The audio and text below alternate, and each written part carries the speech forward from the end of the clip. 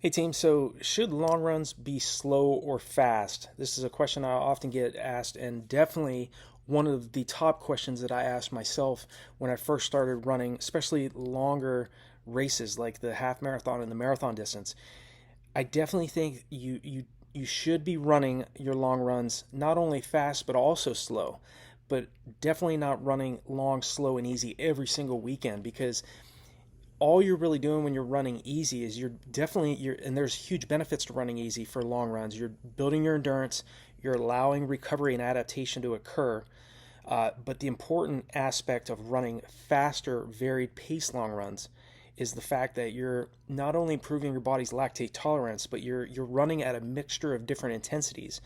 And what I did over the years for especially when I first started running marathons in 2002, I ran my debut marathon at the New York City Marathon in 2002 in 2:43:36. I started in last place for lung cancer research, was 32,189th place, finished at the end in 257th place. So I got my first experience of what it felt like to run a marathon, but it was very different when you're starting in last place and then you're not allowed to start the race until every runner had crossed the start line.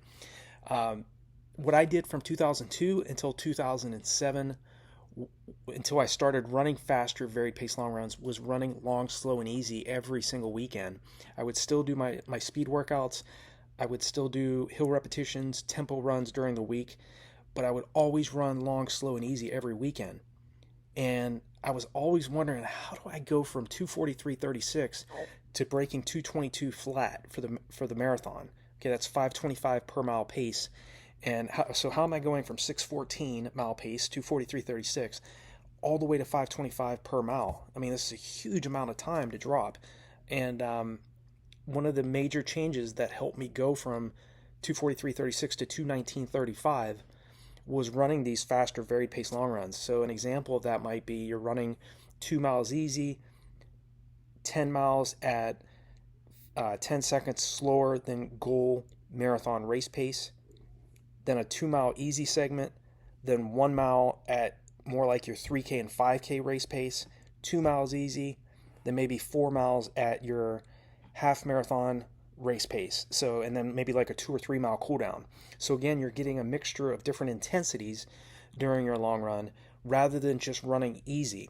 And then also, and I always teach this, make sure that you're alternating. So, it's a faster varied pace long run one weekend, followed the next weekend by an easy, relaxed recovery long run. I cannot stress this enough. If you're preparing, regardless if you're preparing for the 800 meter, the mile, the 5K, 10K, or all the way up to the marathon, or maybe an ultra marathon, make sure that you're paying attention to recovery. Okay, jogging on those easy days. Okay, you all already know you're highly motivated. I already know you know how to work hard. Okay, working hard and working smart are two different things. Okay, and working hard, you don't necessarily always get the results. Okay, a lot of times the best middle to long distance runners, the best sprinters, they get the best results because they're training smarter. They're paying attention to the other fundamentals that go into great running success. And it's not just about running high mileage, and it's not just about running faster long runs. Okay, you can run fast for a long period of time, as long as you have some recovery in between those long run efforts. Okay, but if you're not paying attention to your recovery and not giving yourself sufficient time to recover between each one of these hard anaerobic workouts, it's going to be very difficult for you to get significant results. Okay, again, we want to train smarter, not harder. Okay, I already know if you're watching this video, you're highly disciplined, you're highly focused. Average athletes don't come to this channel. I mean, people that are seeking excellence come to this channel. Okay, so I already know you have the desire and focus to succeed. Okay, what I want for all of you, whether you're a brand new viewer of this channel or you've been watching my videos for a while, is I want you to get better results by training in a different strategic way. Okay, so don't get so caught up in how much mileage or how much kilometers a week you're running or how much miles per week you're running. Focus on the quality of your work. Okay, if you're doing 5% of your weekly training at your goal race pace and 95% of that weekly training is spent running easy and relaxed, how prepared are you going to be against the guy or gal that's running maybe 30% of their weekly volume and maybe 70% of their weekly volume at more of an aerobic effort? Okay, the athlete that's training 30 to 40% of their weekly volume at or below their anaerobic threshold or the lactate threshold, 85 to 89% of your maximum heart rate, that athlete's going to be much better prepared to sustain race pace for a longer period of time. Okay, so, but the biggest tactic, one of the best strategies for you to drop time, whether you're training for the 800 meter all the way up to the 50K, the marathon, any of these longer races, is start changing up the paces of your long runs and alternate one easy fast or one easy relaxed long run followed the next weekend by a more aggressive type long run. Again, it comes back to longer varied pace long runs is one of the best ways for you to really get an advantage over your competition who may just be focusing on easy relaxed long runs every single weekend. Now again, great success in middle to long distance running, you have to focus on all the fundamentals. So yes, you definitely have to work on your speed development, improve your body's lactate tolerance. So do one weekly VO2 max workout. VO2 max is your body's maximum oxygen uptake is running at between 95 and 100% of your maximum heart rate. So these are extremely aggressive type efforts. So examples of VO2 max workouts may be repeat 600s on the track, 600 meter repetitions, repeat miles or repeat 2 miles on the track where you're running closer down toward your 3K to 5K race pace. Maybe if you're training for a 5 miler or a 10 mile half marathon or a marathon, you want to spend some time, even if it's for a few seconds to a few minutes, training at these types of intensities because you're recruiting more fast twitch muscle fibers. The more of these we recruit, the more efficient, the more effective we're going to race at. Okay, again, it's training smarter rather than harder. Okay, so pay attention to that. Pay attention to your sleep habits. Pay attention to your making sure that you're getting a minimum, if you can, 8 hours of sleep a night. Again, the average individual is not running 30 miles a week or more. Okay, so you have to pay attention to what are the best middle to long distance runners doing. Study their work habits and mimic what they do. Be yourself, but at the same time, follow what great athletes do, and they follow all of the fundamentals. Especially the world-class athletes I've trained with over the years, they do long runs that are very aggressive. They do long runs that are very easy. So should long runs be slow or fast? My answer to that is they should be both. Okay? You shouldn't just focus on running slow and easy every single weekend because all it's going to do is make you a superior long, slow distance runner. Okay? So most of you who are watching this video, maybe you're seeking just to run your first 10 miler or maybe your first 5K.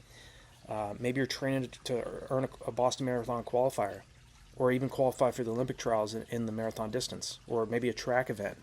So in order to do that, you have to, especially the faster you're trying to run, the more that's going to be required out of you. Okay? So if you're just doing the minimal amount of work or if you're just running 2 to 3 times a week, you got to think about, is my competition running more than that? Okay? And if you only have 2 or 3 times per week you can run, then make the most out of that time frame that you do have and make sure that you are paying attention to training well below goal race pace, running very easy so you can recover from the hard workouts you're doing, and alternating these long runs. Again, easy, long, slow running per week every single weekend is just going to make you long, slow, easy runner, and I don't want that for you, especially if you're seeking to run a specific race time and you want to drop time off your current personal best. To do that, you have to run a higher percentage of your weekly volume at a higher percentage of your max heart rate. Okay, once you get right around 85% or above your max heart rate, you're really running at that point where you're starting to improve your body's ability to clear lactic acid faster than it's building up. And that is why the best middle to long distance runners make it look so easy, because they're training at higher intensities more often than the average athlete. It is not just because they're Ethiopian or Kenyan or Japanese. Remind you all, most people think of Kenya and Ethiopia as the world's top runners. The Japanese national record for the marathon is 2:04. Okay, there's most world-class Kenyans or world-class Ethiopians can't run a 2:04. So here in America, the national record for the marathon is 2:05. So just to give you an idea, it's not just based on culture. It's the work habits, it's the training philosophy and the standards that these athletes are following that gets them to that level. And if you're lacking talent, you have to make up for it with your work ethic. It's not going to fall in your lap. Results are not going to fall in your lap. But if you're training in a strategic way, there's plenty of resources on RunDreamAchieve.com. I definitely have confidence in the training plans and the running courses I've created. Definitely, if those athletes out there that are watching this, if you want to jump on a 1 hour call with me, on a consultation call, you can do that as well. And definitely, there's free tips here on the channel if you want to just watch these videos as well.